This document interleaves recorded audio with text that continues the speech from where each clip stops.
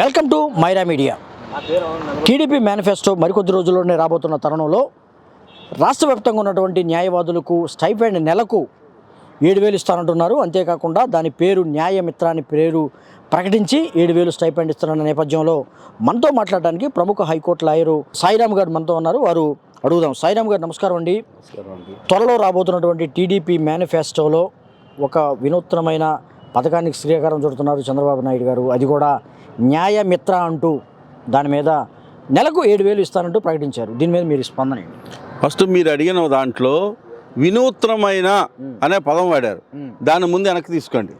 వినూత్నమైన అనే పదానికి చంద్రబాబు నాయుడికి అసలు అర్హతే లేదు. ఓకే, అసలు క్రియేటివిటీ అనేది తెలిసిన మనిషి అసలు ఆయన కానే కాదు. ఏదో ఒక రకంగా టీవీ పబ్లిసిటీ ఇచ్చేసుకొని గ్రాఫిక్స్లో అమరావతిని చూపించినట్టుగా దీన్ని వినూత్నము అని అన్నాలి అని అంటే చంద్రబాబు నాయుడు గారికి ఎలిజిబిలిటీయే లేదు. First point number 1. Point number 2 ఏంటంటే విశ్వసనీయత, విశ్వాసఘాతుకం, కృతజ్ఞత,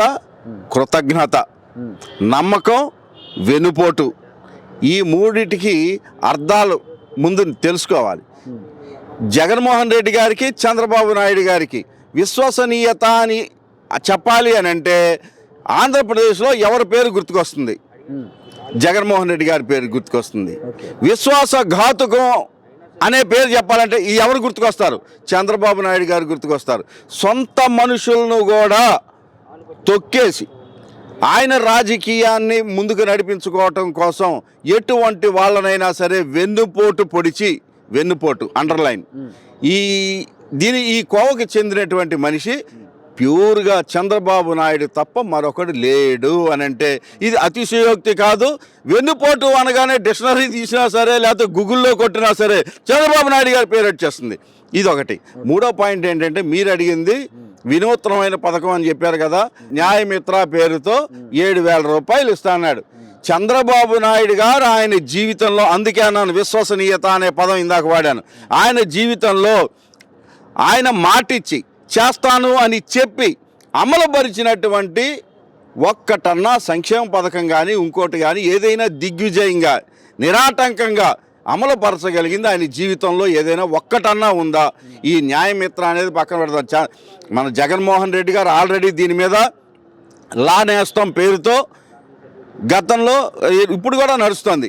ప్రతి న్యాయవాదికి అంటే కొత్తగా కోర్టు వేసుకొని ఇప్పుడే కోర్టులోకి అడుగుపెట్టిన ప్రతి జూనియర్ న్యాయవాదికి 3 సంవత్సరాల పాటు నెలకు 5,000 రూపాయలు చొప్పున వాళ్ళ కాళ్ళ మీద వాళ్ళు నిలబడటం కోసం ఆయన ప్రవేశపెట్టినటువంటి పథకం లా నేస్తం. దాని పేరే మార్చుకొని న్యాయమిత్ర అని పేరు పెట్టాడు. ఇది వినూత్నమైంది ఏం కాదు. జగన్మోహన్ రెడ్డి గారు ప్రవేశపెట్టిన దాన్నే పేరు మార్చాడు. లా నేస్తం కాపీ అంటారా? కాపీయే కదా, అందుకే వినూత్నం అనే పదాన్ని వెనక్కి తీసుకోండి అని అన్నా నేను. దాన్ని తీసుకొచ్చి కాపీ కొట్టి ఇది చేస్తాను అన్నాడు. రెండోది విశ్వసనీయతకి అర్థం ఏంటి అని అంటే ఈయన గతంలో చెప్పినటువంటి మాట 2014 నుంచి 19 మధ్యలో ఆయన ముఖ్యమంత్రిగా ఉన్న టైంలో లాయర్లకి నెలకి 3,000 రూపాయల చొప్పున నేను ఇస్తాను అని చెప్పి 3,000 ఆయన అన్నది 3,000 రూపాయలు ఇస్తాను అని చెప్పి 3,000 రూపాయలు ఇవ్వకుండా వెల్ఫేర్ ఫండ్కి డబ్బులు ఇస్తాను అని చెప్పి అది ఇవ్వకుండా ఇక్కడైతే మా లాయర్లు చాలామంది ఆయన మాట అన్నదానికే నిజంగా సంబరపడిపోయి చేసేస్తాడేమో అని నమ్మేసి ఆయనకి పాలాభిషేకాలు చేశారు, ఆయన ఫోటోలకి సన్మానాలు చేశారు, దండలు వేసేశారు, అభినందన సభలు పెట్టారు. అంత చేసిన రోజును కూడా మేము చెప్పాం. ఇదే గనక నిజమైతే చంద్రబాబు నాయుడు గారు అన్న మాట మీద నిలబడి 2019 ఎలక్షన్లకి వెళ్ళే లోపల దాన్ని గనక అమలుపరిస్తే నేను ఆయనకి ఓటేసేస్తా, చంద్రబాబు నాయుడు గారికి ఓటేస్తాను ఆ రోజుని చెప్పాను.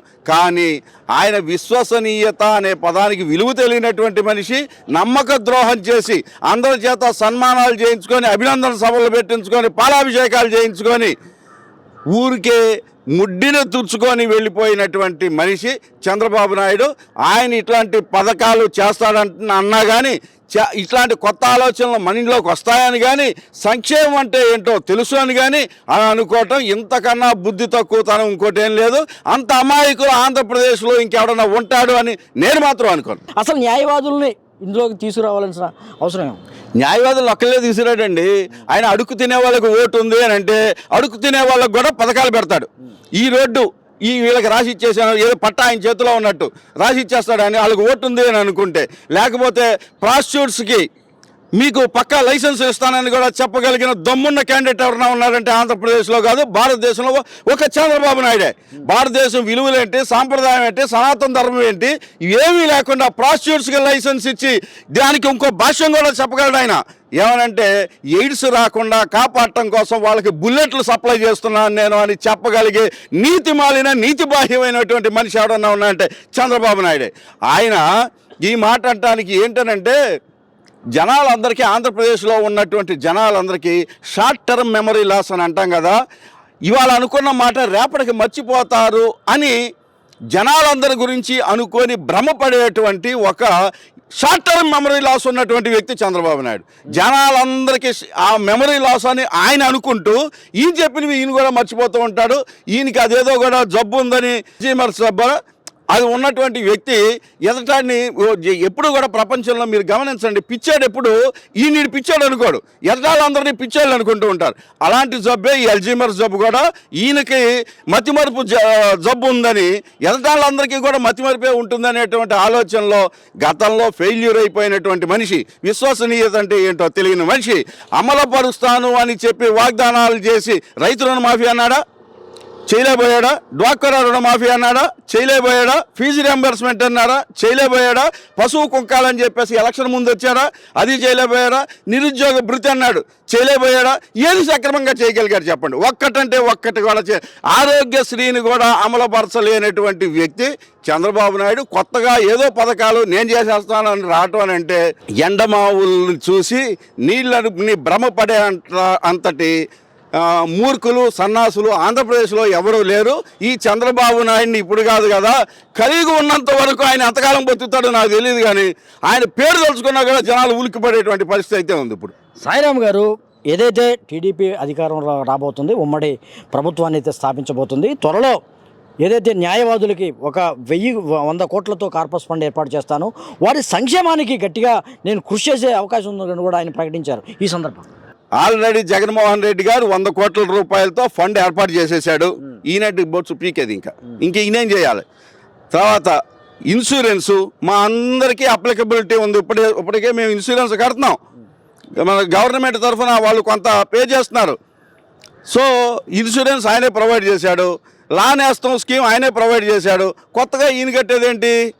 ఏమన్నా చెబితే చెప్పమనండి, 10,000 కోట్ల రూపాయలతో ఫండ్ ఇస్తా, కోట్ వేసుకొని వచ్చిన ప్రతి వాళ్ళకి బతుకున్నంతకాలం నెలకు 15,000 రూపాయలు చొప్పున డబ్బులు ఇస్తా చెప్పమన్నాడు. దమ్ముంటే ఓకే, నేను మళ్ళీ ఓటేస్తా ఆయనకే.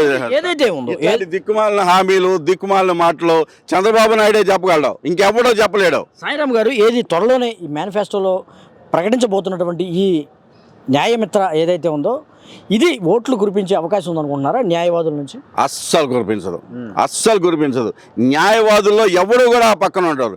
ఎందుకని అని అంటే, గతంలో ఈయనే స్టైఫండ్ ఇస్తానని చెప్పి, ఈ ఫండ్ ఇస్తానని చెప్పి మాట చెప్పి అభినందనలు కురిపించుకొని, సన్మానాలు చేయించుకొని, పాలాభిషేకాలు చేయించుకొని వెనక్కి వెళ్ళిన మనిషి, 10 పైసలు కూడా ఇవ్వనటువంటి, విశ్వసనీయత లేనటువంటి వ్యక్తి.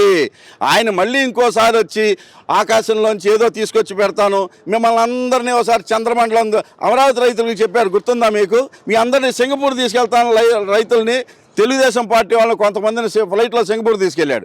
అట్లాగే మీ అందరినీ చంద్రమండలం మీదకి తీసుకెళ్తాను అంటే నమ్మటానికి పిచ్చడు లేడు ఇక్కడ. ఆయనకి 2024 కాదు, 94 కాదు, ఎప్పుడైనా సరే గుండు సున్నా మాత్రం ఖాయం.